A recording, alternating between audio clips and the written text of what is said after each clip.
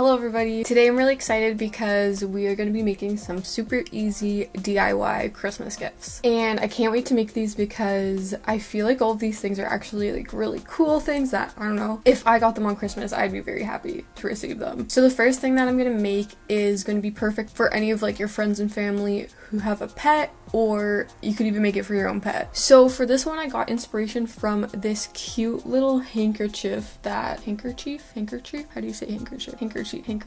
Bandana? Is that better? I took inspiration from this cute little bandana that I actually got when I was in Hawaii a few years ago. And it's so cute, like you just have to have a fabric with a cute little pattern and your dog is gonna be looking way more stylish. So what's really cool about this one is it actually has a hole down the side that you can like slide your dog's collar through, so it'll be really easy to like fit onto any dog. This project's gonna be super easy. It's probably gonna be the easiest out of all of them. Super simple. So the fabric that I'm gonna be using for this project, I mean like you can use anything, but I'm gonna be using this. It's this super cute Polo Ralph Lauren pattern fabric. It was actually a pillowcase. I picked this up from the thrift store back in the summer for only like $1 or so. And it is so freaking cute. It just has like teddy bears on it and they're all like dressed up and it's freaking adorable. And I've been waiting for a project to use this fabric for, and I think this is gonna be perfect. So let's get right into it. So first I'm going to show you how to create the pattern. It's going to be really easy. You're just going to start by drawing a straight vertical line that's going to measure out to be about 7.5 centimeters. You're then gonna draw a line across that's 20 centimeters, and then you're going to draw a line down the middle that is 18 centimeters. Once your lines are drawn, just connect these two lines diagonally. Mine ended up being about 15 centimeters. You now have this like kind of triangular shape, and that is going to be your pattern. So we're going to cut out 2 pieces of fabric from these patterns. I also went ahead and just removed the tag from my fabric because I thought it would be a really cute addition to the bandana and kind of like make it look more legit. Next, lay your 2 patterns on top of each other and making sure that the good sides are facing each other. If you do have a tag, now is the time to insert it and sandwich it between the 2 pieces of fabric. Then go ahead, start pinning your fabric together,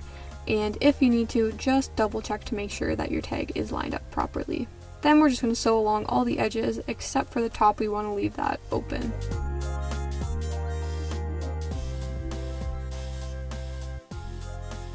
Next, we're going to flip it inside out. And I was so excited at this point, like I couldn't believe how cute it was already looking. So now we're just going to create that tube where the collar is going to be able to slide in. So go ahead and fold that top piece of fabric in half. I'm also making sure to tuck in any of those loose ends by doing a bit of like a rolling hem, so that when we sew it all down, the raw edges will be tucked under and it'll look nice and clean. So then go ahead and pin everything down. Then all you have to do is sew across that line and it's basically done. I'm so happy with how this one turned out. I think it looks so cute. It was so easy, and honestly would be the perfect gift for anyone with a dog. And like I said, if you have a tag, I would definitely use it. It just makes it look a lot more professional. I can't wait to give this to my dog on Christmas. He already looks so freaking cute with it on. Okay, so for the second project, we are going to be making a tote bag from scratch. And I took inspiration from this tote bag, which I love. I use it like every single day. They're just like so easy to carry around. So I kind of like reverse engineered this one and figured out how to make it. And there's a little more steps to this one, but I feel like it's not complicated at all. And the best part is that you can then customize your tote bag in any way that you want. So I actually still have a ton of this fabric, which I think is a tablecloth. It used to be a tablecloth. And I feel like you can use pretty much any fabric, but you do want it to be a little more stiff. You don't really want it to have any stretch to it. So this should work pretty good. So first, you want to cut out a large rectangle measuring 32 inches long and 14.5 inches wide. You're also going to want to cut out 2 strips measuring 30 inches long and 2 inches wide. So we're going to take our strips and fold them in half long ways and then sew the 2 sides together. Because my fabric was already starting to fray quite badly, I just went ahead and then also did a zigzag stitch right next to that straight stitch just to gather any of those loose ends and make sure that they aren't going to come apart over time. Then using a pencil, I just flipped my 2 straps inside out and gave them a quick iron because the zigzag stitch kind of made them like a little bit wrinkly. So then I'm going to add 2 top stitches to either side of my straps. This is just going to help give them a little more structure and kind of like help them lie flat. Now that the straps are pretty much complete, we are going to move on to the base of the bag. So we're going to take our large piece of fabric and fold it in half, and we're going to sew the 2 sides together along either side of the bag. Once again, doing that zigzag stitch, especially because this part of the bag is probably going to be pulled on quite a bit. Once our sides are sewn together, we're going to flip it inside out and begin to attach the straps. So I just went ahead and measured out whereabouts I wanted the strap to go, which ended up being about 3 inches from the side of the bag. So because you like can't really see, my hands are covering it, filming yourself can be tricky sometimes. So I'm just going to show you guys a demonstration with paper so it's a little bit more clear. So you're going to take your strap, put it about an inch underneath the bag, and then you're going to fold the hem of the bag while the strap is attached.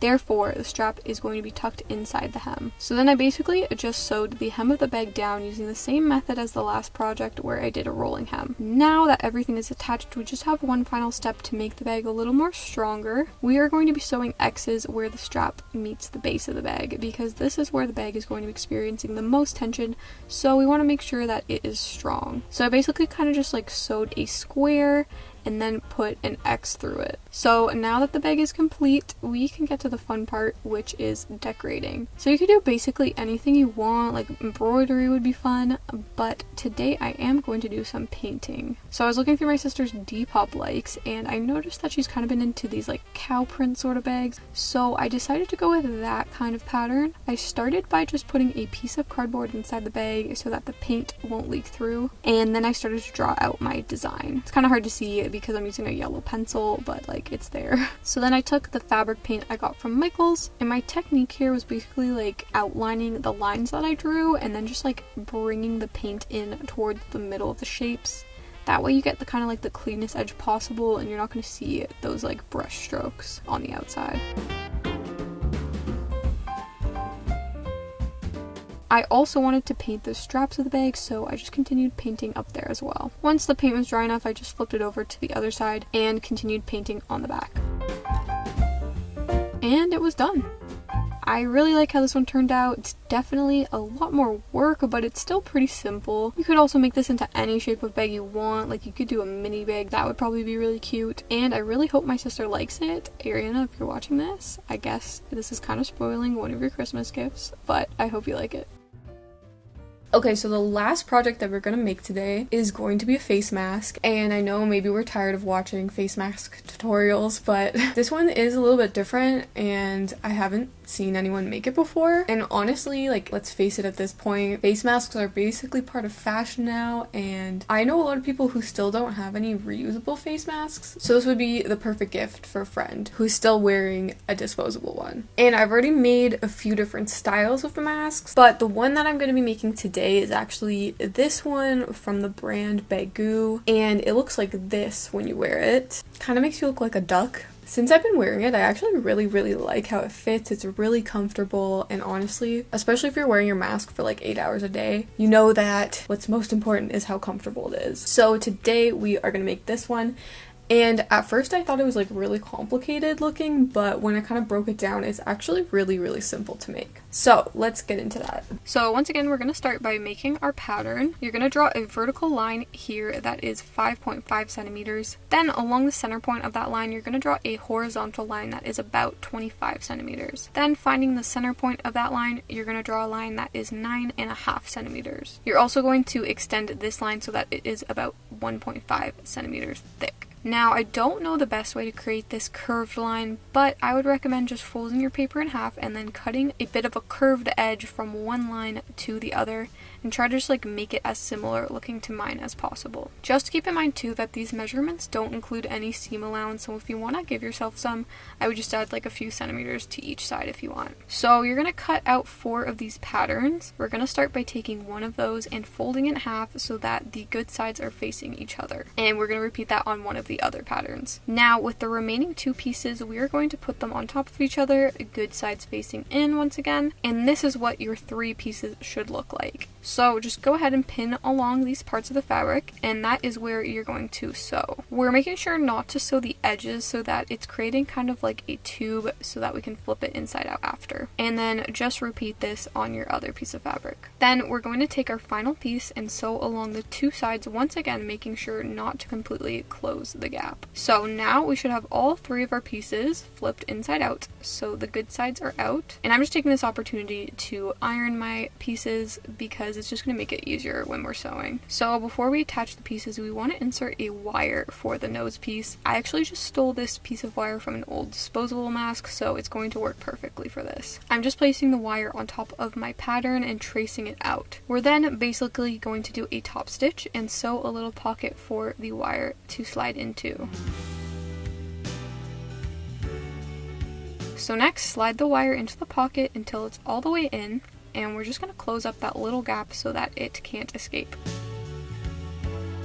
So now that all three of our pieces are ready, we can attach them all together. So I'm just placing them on one another, pinning them down into place before sewing. And then I just went ahead and sewed all the pieces together using a top stitch. So now we want to create some little like loopholes for our ear loops to slide into. So I'm just going to be folding over the edges, making sure to once again do that rolling hem to keep those little loose ends hidden. And then we're just going to stitch the folds on either side so that they're sewn down. Now the last step is to attach the ear loops. So I'm just taking some elastic that's about 28 centimeters long and a couple of beads. And I'm going to feed one of those beads through the elastic until it's kind of like in the center. Then I'm going to take the two ends of the elastic and put them together and feed one more bead through the two of them. This is going to create an adjustable strap so that you can tighten or loosen it to your comfort, which is especially important if you're making this for someone else and you don't really know their measurements. So now I'm just taking a safety pin and using it to help feed the elastic through that hole that we just created. And now all we have to do is attach those two pieces of elastic together so that they create one solid loop, and your face mask is complete. I'm very proud of this one. I think it turned out really good. It looks really professional looking, especially with the wire for the nose. Like I said, these styles of masks are honestly becoming my favorite just because like they fit so comfortably. And it's pretty much an exact replica of the baggu version, and I really like it.